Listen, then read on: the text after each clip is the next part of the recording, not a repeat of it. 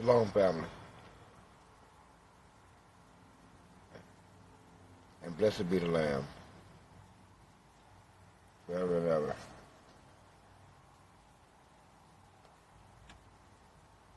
You know, the Holy Spirit, when it moves and moves, when I say the Holy Spirit, I mean the Father's power, His reach, His energy. You refer to it as the Holy Spirit. Sometimes I refer to it as the Holy Spirit, but actually it is God moving. God coming unto you in a way that's reserved only for you.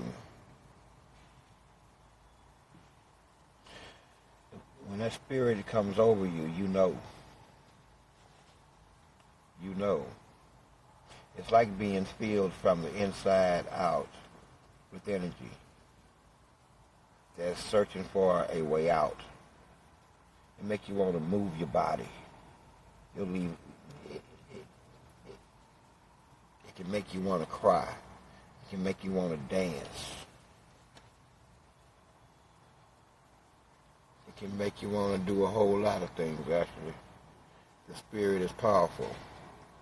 The Spirit makes everything in His presence bow down.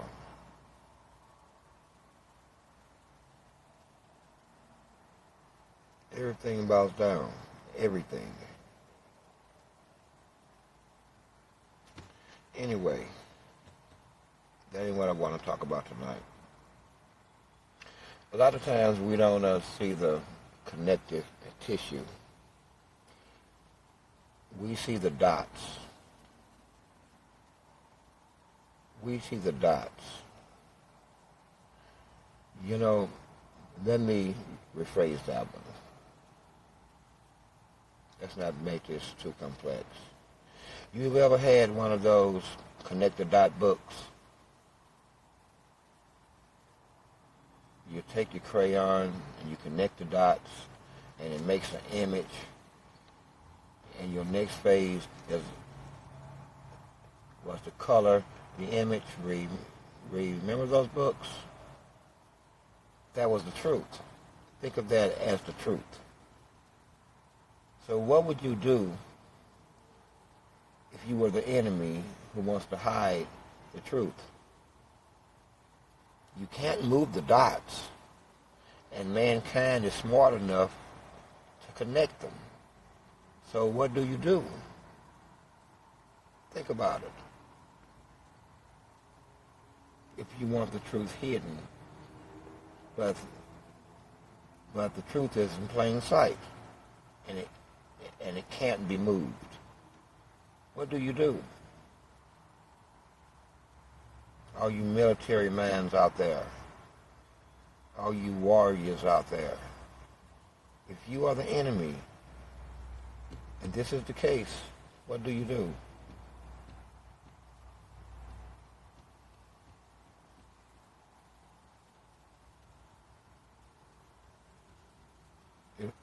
If anybody guessed it, is you fill the whole area with dots. You surround those dots with other dots, and then even more dots, and then more dots still. Now you have effectively hidden the truth. I would say to the devil again, good move, but a little late. Not when the truth is alive. Not when the truth has a presence. It's not just words. Not when the truth is a spirit, a light.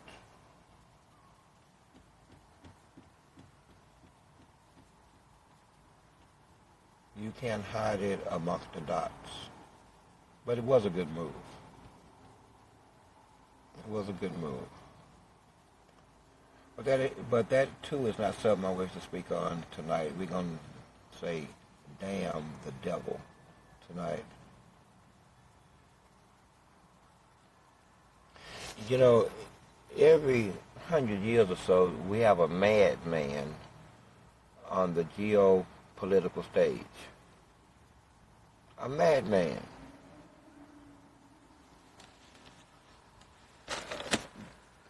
That hides himself in the cloak of civilization, of being civilized, of being Western cultured, the supreme civilization, which have brought you nothing comparatively to everyone else but trinkets and upgrades on those trinkets, and more upgrades even on those trinkets. You are the consumer. You love trinkets, all kinds of trinkets, accessories. You consume far more than what you need. But that ain't what we're talking about tonight. We are talking about a madman on the geopolitical stage. A man who would, under pressure from the rest of the world and its leaders, be told that you can't keep murdering women and children with impunity. With impunity. And the United States finally finds its spine and say, look, we're not going to send you any more weapons to be used, if they're going to be used against women and children or within civilian areas that you know women and children will be harmed and killed. The United States, mind you, is a superpower. At least that's how it fancies itself. A superpower. $2 trillion in debt. That is evidence of its power. And not fall down dead from the load of debt alone. It's evidence of its power. $2 trillion in debt. Wow, that's a lot of money. A madman who would raise up and say,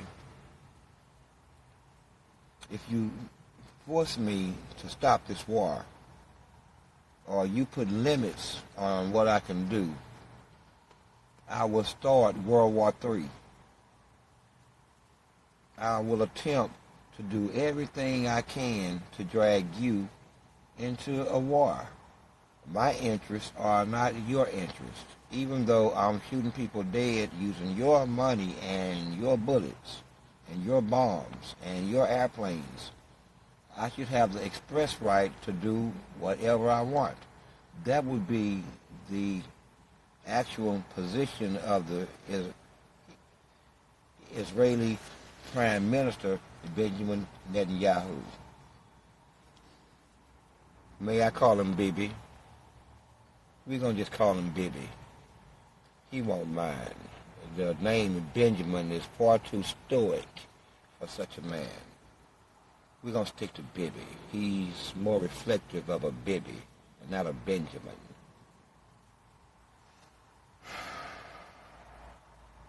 An excuse of a man. An excuse of a man.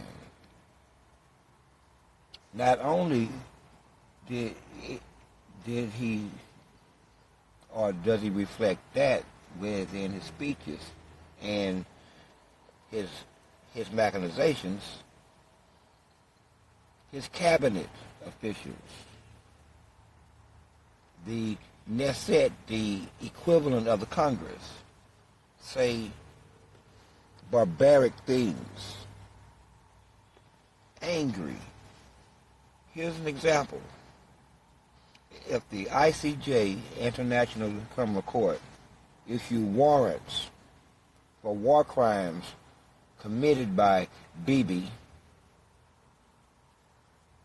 we will start a war in the West Bank. This is what they say. That if you try to stop us, we will even kill more people. I heard one of the members of the Knesset say, we will then collapse more buildings, more homes. This is their response to the United States, a superpower who supports them and, in fact, keeps the teat of the largest cow in their mouth. They are consistently receiving aid to the tune of billions of dollars. Billions of dollars to kill women and children, mind you. Hamas is still alive and well. And who is Hamas? Who is Hamas? Hamas is a product of a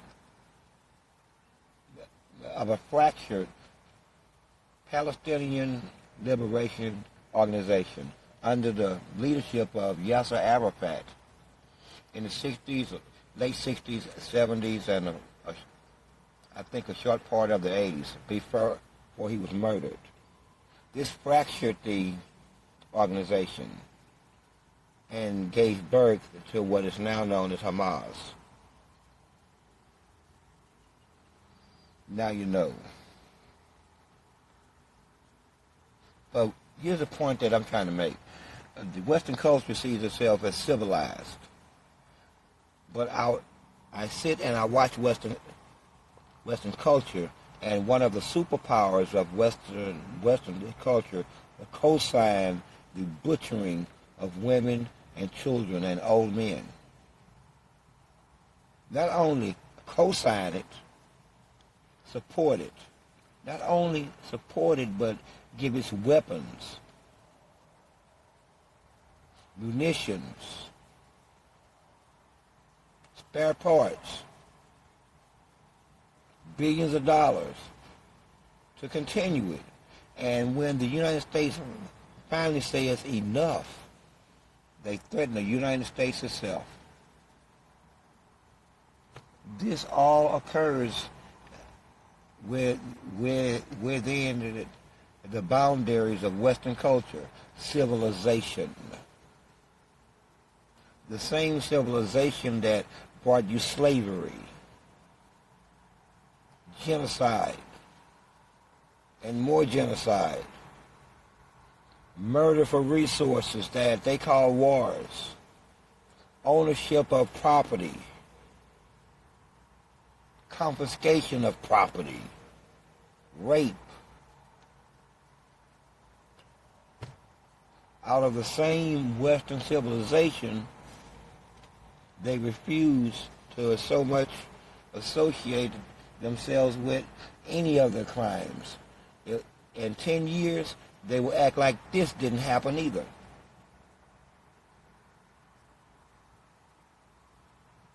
They would act as though this did not happen either. But we're witnessing it right now. The universe witnesses, and the heavens witnesses.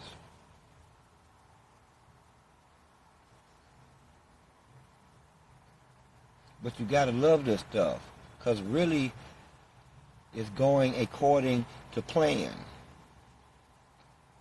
It's going exactly according to plan. What did we say? We will slay your enemies. We are in the process of slaying your enemies.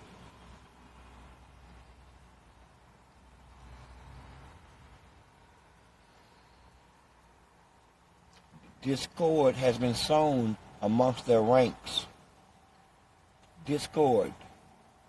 Israel is surrounded by disparate and different ideologies. All of them stand firmly against it.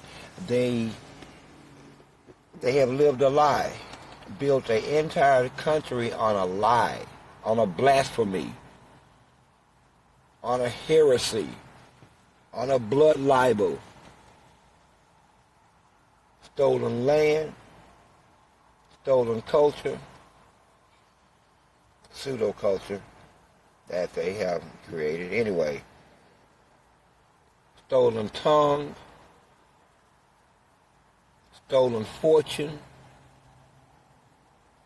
stolen birthright, and the whole world knows. Now imagine if you're Israel sitting across the table, and you now know the whole world knows the truth, that you are not the people of the Bible. Not only are you not the people of the Bible, but we now know, thanks to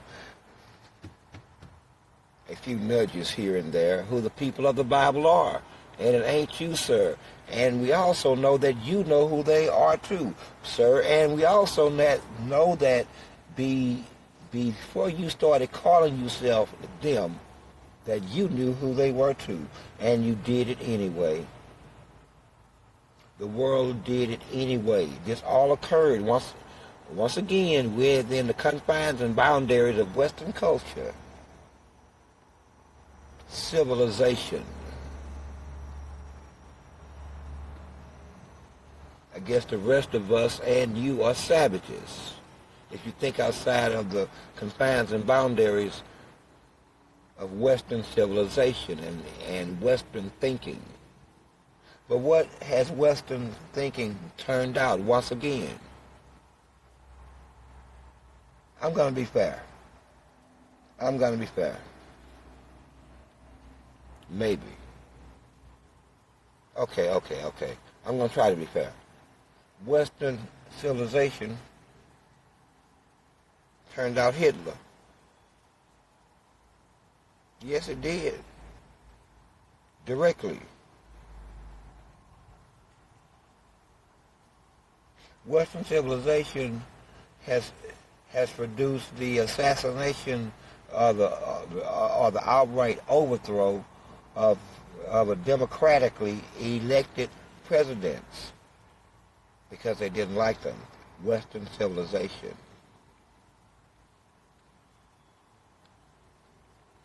Western civilization refuses to become something else outside of what it already is.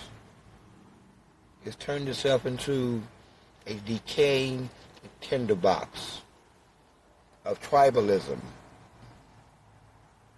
hate,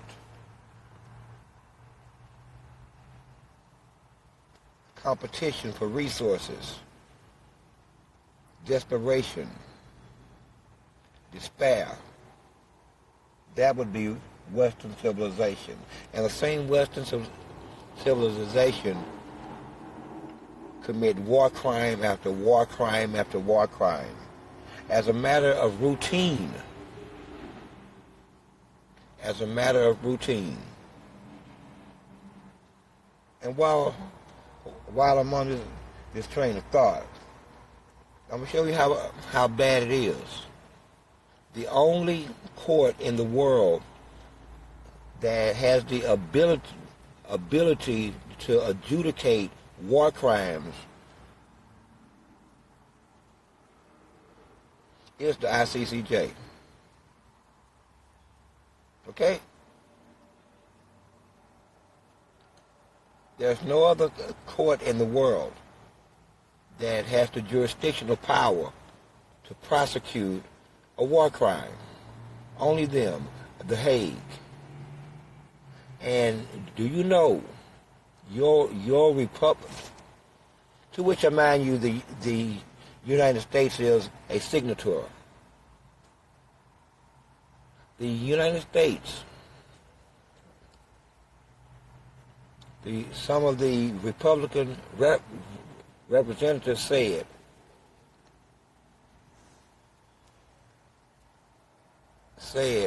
that they would bring sanctions upon the ICJ if arrest warrants is issued for those criminals, the Bibi and his crew.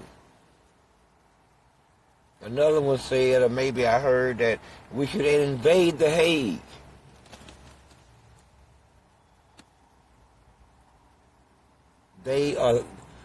They are threatening the structural integrity of the international social order itself in the defense of a foreign country without benefit. I want you to think about that. No benefit. They are in cahoots and coddling what the rest of the world calls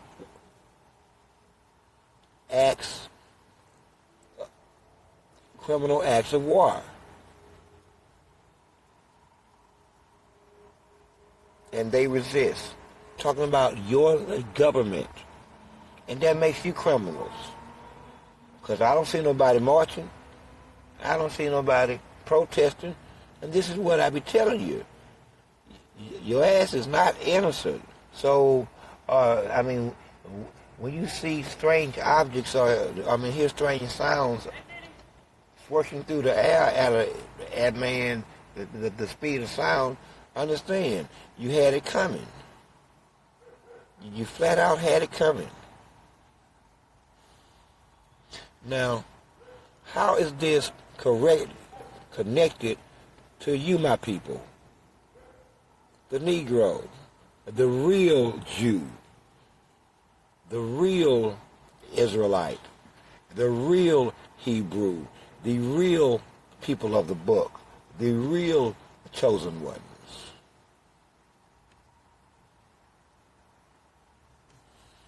Huh?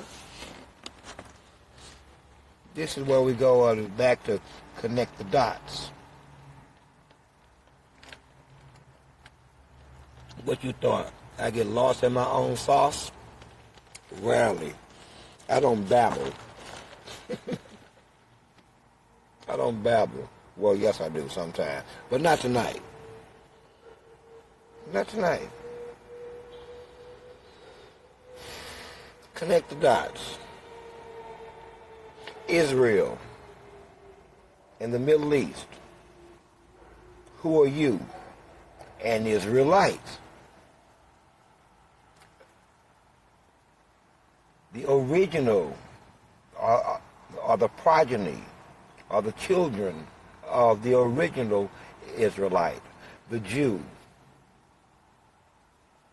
the Hebrew, God's chosen people. They got many names. So why the hell are they at war in your house?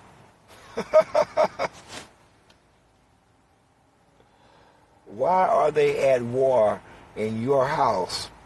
Huh? Why they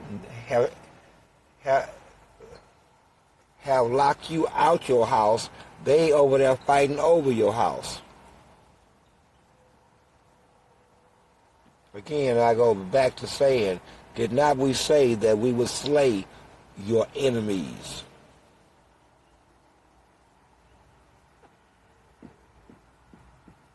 Follow the bouncing ball. Connect the dots, people. Connect the dots. If America, while you're busy connecting the dots, we're going to move on. If America wants to fancy itself an superpower above and beyond the structural built-in integrity of international law, then it should say so out loud. It should say so out loud. Its imperialistic tendencies are showing. Its colonialistic tendencies are showing. Now here's what I recommend, and I'm going to wrap this up quick. Here's what I recommend. America, the United States, should be banned out of the UN. They should be asked politely to leave. Bye-bye. Or they should never have veto power over anything. Indeed, none of the colonial states should have veto power over anything. Indeed, if I was to go further, I would say that no member state can have veto power over the will of the rest of the council. If they don't like it, leave. They have to be brought into line, made equal. They're not smarter. They just have bigger bullets and a lot more of them, and a willfulness to use them. Well, we got bigger bullets, and we are quite willing to use them. See, we're not asking the mankind of the United States anything. It's going to be what it's going to be, as my Father's will, regardless of what the rest of mankind does or don't do.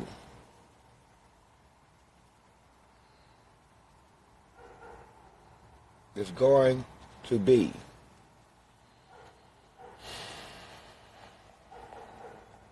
It should be banned.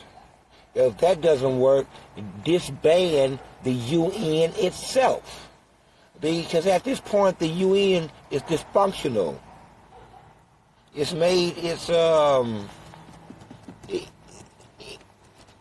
presence is moot.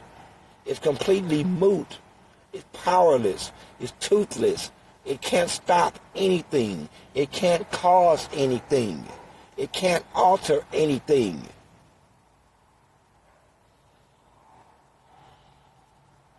Sorry, UN, but I'm calling a spade a spade. One of these days I'm going to work the numbers, but I guarantee you it's at least 3,000 years of combined wisdom and knowledge within that body. And look what it has allowed. One country to veto everything right.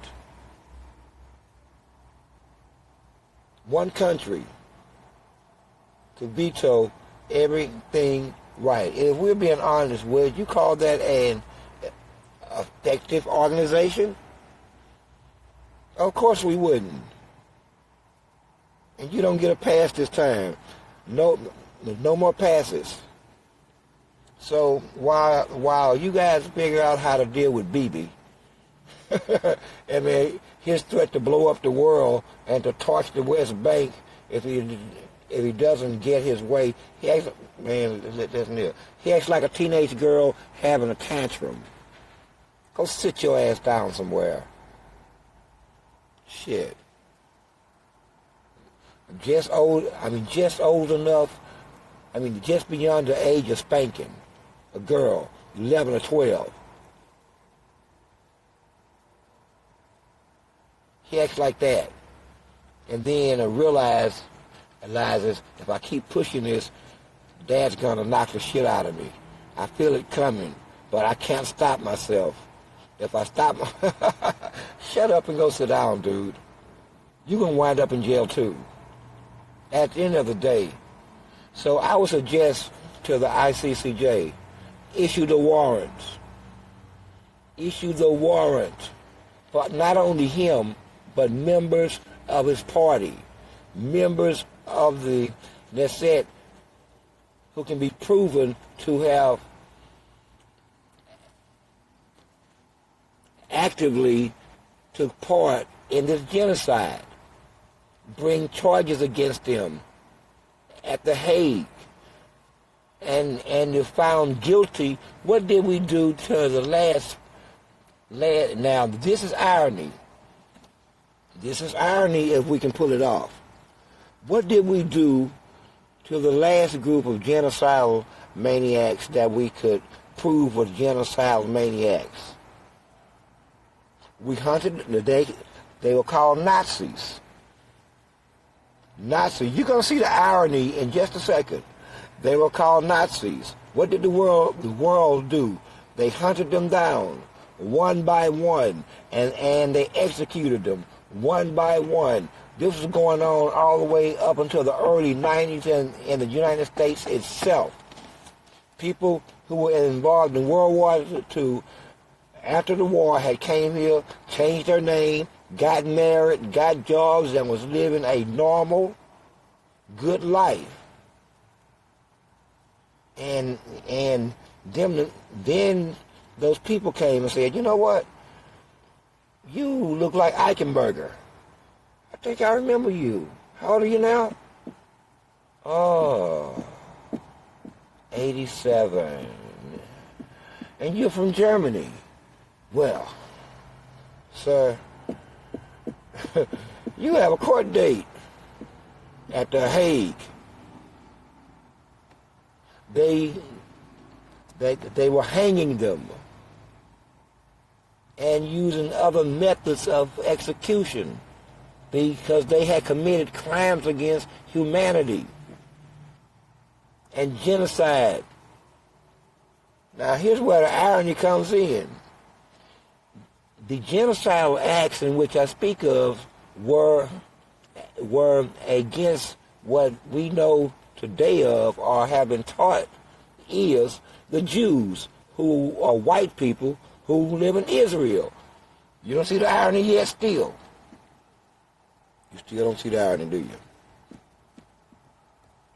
The same international court now is set to bring genocide charges against the people of Israel, the very ones who had accused the world of watching an act of genocide against them.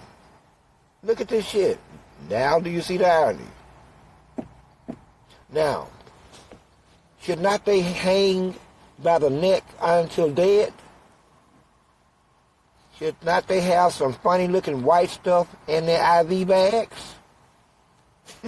Should not they be sitting in an electrified chair? Should not they face a firing squad?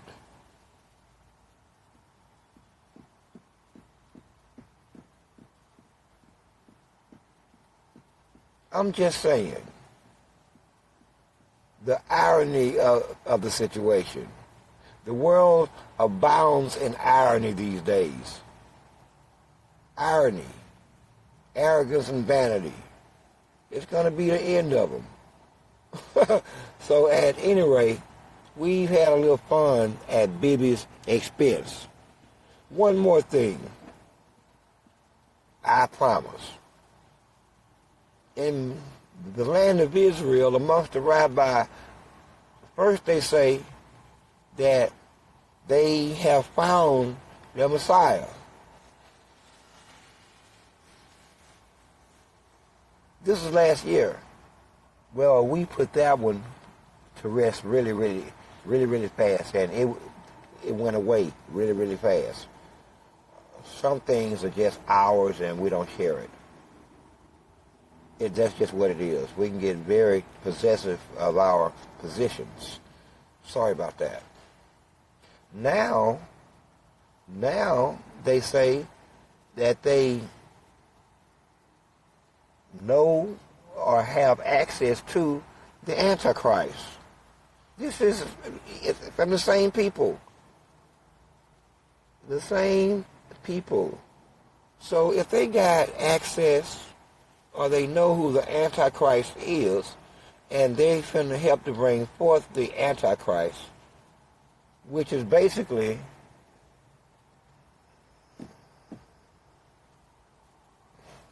I guess they found, man, isn't it? I guess they found my equal.